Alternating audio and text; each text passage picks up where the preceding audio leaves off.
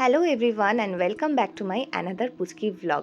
দিনটা ছিল 20 ফেব্রুয়ারি আর সকাল সকাল তোমাদেরকে এক চোখ দেখিয়ে তোমাদের দিনটাকে খারাপ করার জন্য সরি। অবশ্য তোমরা যখন ভিডিওটা দেখবে তখন আর সকাল থাকবে না, তখন হয়ে যাবে বিকেল। আমার দিনটা শুরু হয়েছিল ভোর 4টে থেকে আর এখন বাজে ঘড়িতে 5:30। আমি বেরিয়ে পড়েছি আমার ব্রাইডের লোকেশানে যাওয়ার জন্য। আর আমার লোকেশান ছিল শ্রীরামপুর দিয়ে বাড়ি, তার জন্য আমি চলে এসেছি বালিতে ট্রেন ধরতে। আর বালিতে আসার পর দেখলাম এখন আকাশে অনেকটাই আলো ফুটে গেছে। আমি যখন সকালে বেরিয়েছিলাম তখন একটা ঘুটঘুটে অন্ধকার ছিল।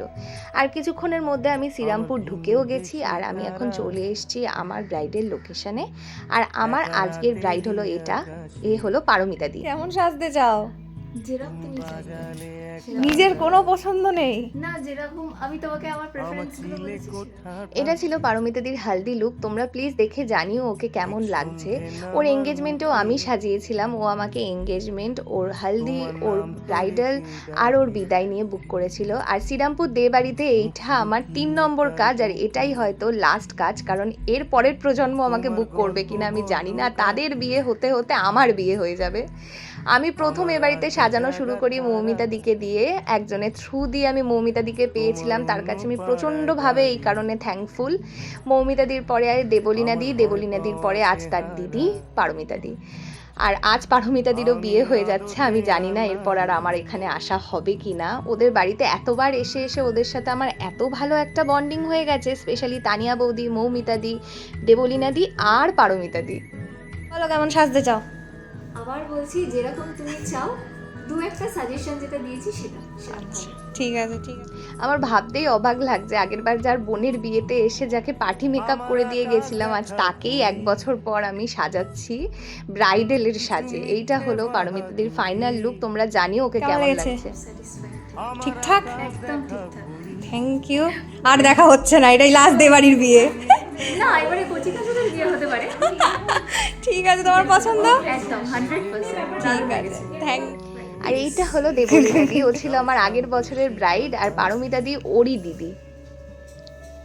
তোমায় জিজ্ঞাসা করবো না তুমি কেমন সাজতে চাও, তুমি কিছু বলবেই না আমি জানি।